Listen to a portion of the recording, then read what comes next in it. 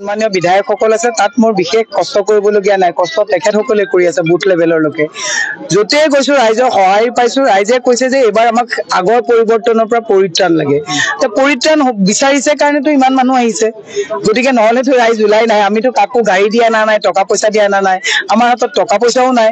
গতিকে ৰাইজৰ যি সঁহাৰি পাইছো মোৰ আত্মবিশ্বাস বৃদ্ধি পাইছে যে 7 তাৰিখে ৰাইজে হাতৰ চিনত ভোট দি বিৰোধী ঐক্য মঞ্চৰ ভাৰতীয় জাতীয় কংগ্ৰেছৰ প্ৰাৰ্থী হিচাপে মোক মনোনীত কৰিব।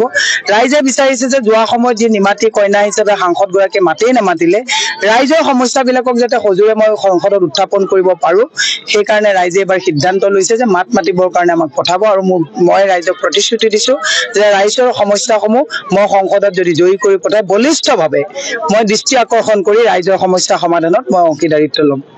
হিমন্ত বিশ্ব শৰ্মা চৰকাৰে আজিও বহুতো প্ৰতিশ্ৰুতি দিছে, বিভিন্ন ধৰণৰ চাকৰি দিয়াৰ প্ৰতিশ্ৰুতি দিছে। এইবিলাকৰ ভিতৰত আপোনাৰ কি প্ৰতিশ্ৰুতি?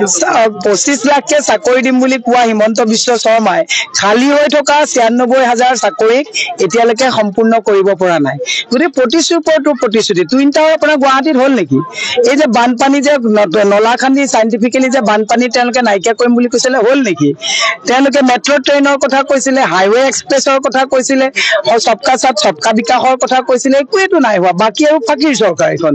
গতিকে এতিয়া সেইকাৰণে ভুৱা অৰুণোদয় ফৰ্ম বিতৰণ কৰিবলগীয়া হৈছে। মাইক্ৰ' ফাইনেন্স দিম বুলি কেইগৰাকী মানুহক মাইক্ৰ' ফাইনেন্স ক্লিয়াৰ কৰিলে?